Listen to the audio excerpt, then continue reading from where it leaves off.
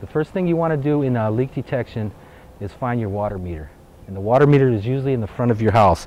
Here's the meter for this house right here.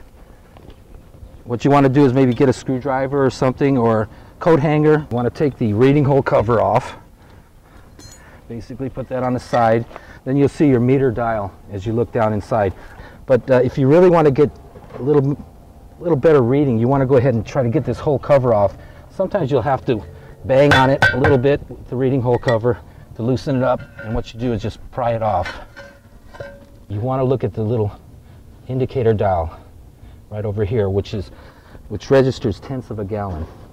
If you see that dial going around one time in 1 minute, you're already registering a tenth of a gallon, and that tenth of a gallon adds to 144 gallons a day. Now we're in the bathroom, and we're coming in to check the toilets, because since we did see the dial moving outside, we're trying to find out what's going on. Right now we're looking into the toilet bowl right now just to see if there's any indication of leakage, and as you can see the water trickling down the sides of the bowl here, and you can see the water movement. So what we're going to do now is we're going to go ahead and look inside the tank, open up the tank cover, put that on the side. What we're going to do is we're going to put a dye tablet inside to at least let us know if this is a flapper leak. So drop the dye tablet inside. As you can hear, the toilet's still going off, and basically we kind of know, but this will indicate what it is. Just wait for a few seconds. Most likely better to wait 30 seconds or so, but as you can see, the blue is in the bowl. What you're going to do, since you do have to change the flapper, you're going to shut your toilet off, which you usually have a valve underneath the toilet itself. Shut it off, and what you want to do is flush your toilet. Flush the toilet.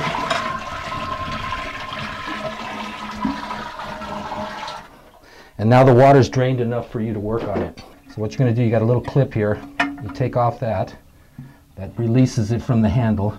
And these two ears, you can usually pop them off with your fingers. But if you cannot, and you have a hard time popping these two ears off here from the flapper, you can use a screwdriver or a butter knife, anything like that, just to pry it a little bit, and you just remove the flapper. And basically you just go in and just get another flapper. Like they're less than $5. What you do is just push the new flapper back on. You've got these two little nodes on the side of the overflow throat here.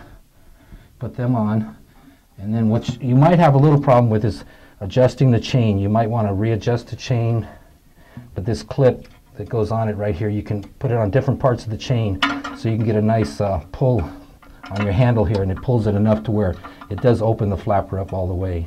There we go. Basically what you do is you turn the water back on. It's going to fill itself back up.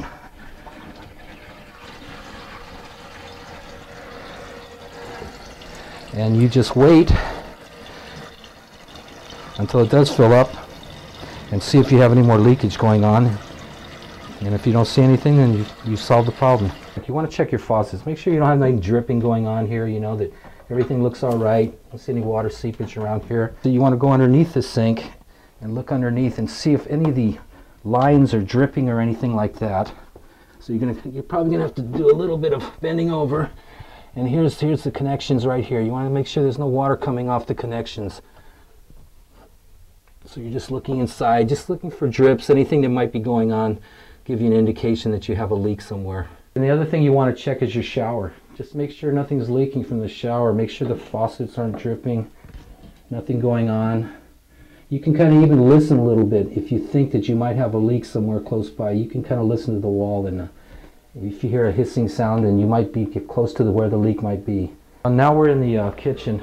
So you're going to do the same thing you did in the bathrooms. You want to check, have no leaks going on, nothing dripping.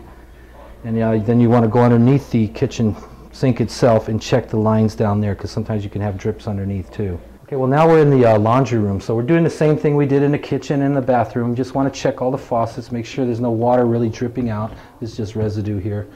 Just make sure everything is off.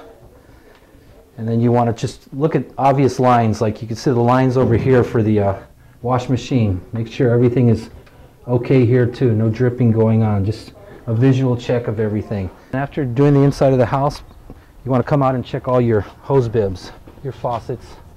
Just make sure that there's nothing running, make sure nothing's coming out of the hose. You can't hear any sound. and you just go around the whole house checking all your faucets. Okay, what you want to do when you're outside, you want to go pretty close to where your water meter is at, and you want to look at the yard. You want to just look for green spots, anything that looks like there might be a leak or something like that. Basically, if you see greener grass, you know that there's more water in that area. So I usually just walk up to the house and just pretty much go up to the first faucet in the house. So if you can indicate in any way, even though you might have to call a plumber, if you can indicate where that leakage might be, you're going to save a lot of money.